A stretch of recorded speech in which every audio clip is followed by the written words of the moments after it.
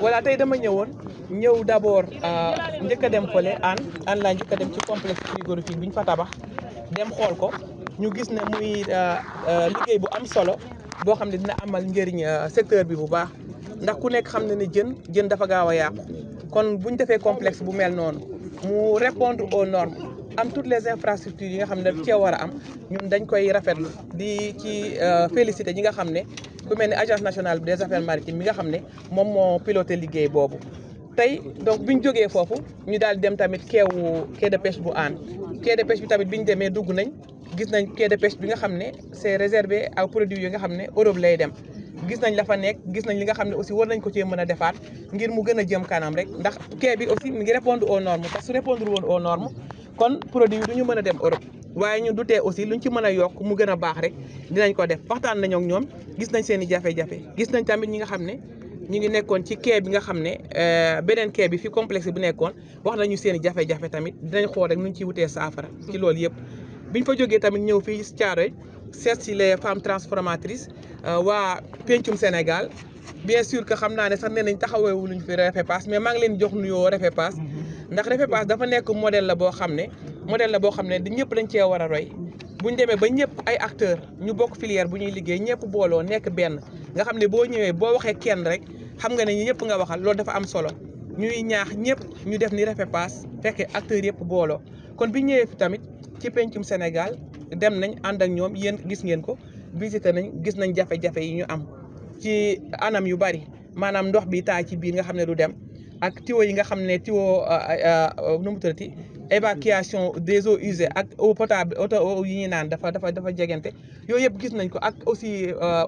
escalier yi nga xam ne day tax aussi bu ñu bëggee transporter seen produit yi ci biir day compliqué yooyu yëpp gis nañ ko incha allah te dinañ xool rek luñ ci mën ngir defaraat ko ndax état warul def infrastructure toll ni dépensé ci ay milliards mu ñëw du acteurs yi duñ ko mën a utiliser ndax problème de conformité mais yàquwul ndax am na lu ñu mën a rectifier luñ ci mën rek incha allah dinañ ko def. quai de Hann bi moom nee nañu moom dafa xaw a am benn particularité ndax boo fekkee dafa nekk ci baie de Hann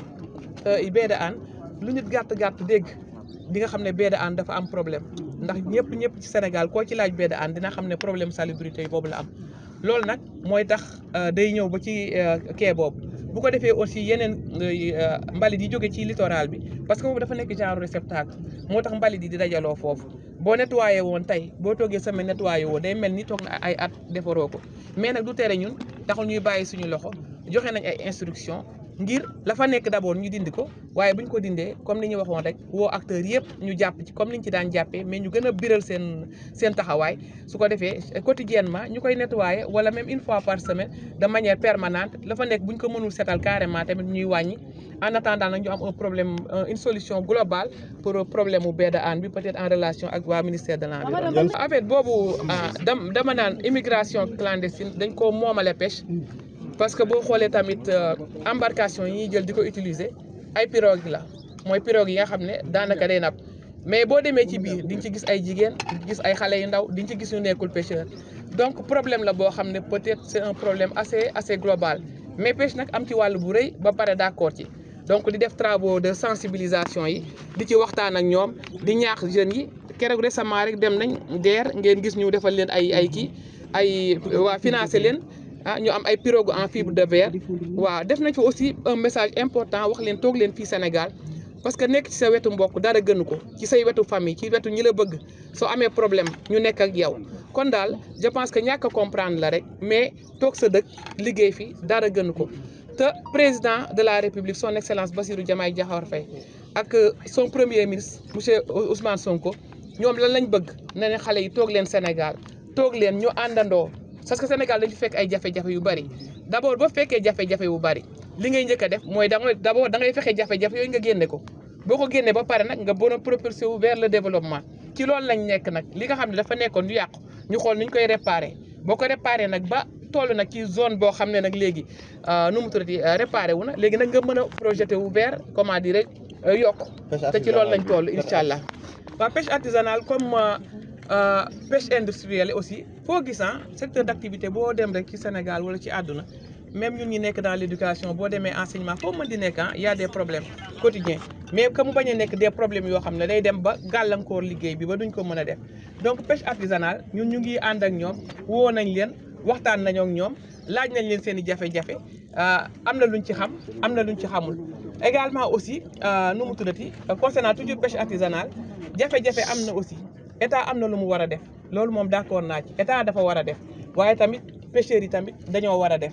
te yàq-yàq gi aussi dinañ gis ne des fois aussi am na loo xam ne ci nappkat yi lay jógee kon dañuy naax ñëpp rek néewul nag ñëpp ndax ñu ngi ciy gis ñoo xam ne ñu ngi def ay action yoo xam ne day jëmale secteur bi kanam ñooñu ñu leen di encourager di leen wax nañ continuer ñeneen ñi tam ñu leen di woo ci ñu ñëw àndandoo ñun ñëpp defar napp gi ndax ñun ñëpp buñ ci jàppee rek incha allah dafay baax. voilà waaw jën effectivement bon am na nu mu tuddati ñàkk na bon tane na ñàkk na laa bëgg a wax quoi mais comme li nga wax noonu dañuy jël jën yu bëri dañ leen di exporter d'ailleurs keroog bi ma recevoir les acteurs de la pêche jàbba mi li mu attiré sama attention mu waxoon ma dégg ko mu am solo mooy ne des fois mareyeurs yi dañuy préférer jaay ñi nga xam ne dañuy exporter yóbbu ko étranger plutôt que ñoom ñu jaay leen ko ñu transformer ko fii bàyyi ko ci dëkk bi te loolu li gën a tax sax ma ñëw pour xool ci site bi ci la pour wane ne tamit baax na nga exporter baax na ñu am ay devises mais tamit dinañ xool aussi nu ñuy def ba nga xam ne ñu mën a approvisionner marché national bi incha allah ñu ngi ciy liggéey te bu sootee rek ñëpp dinañ xam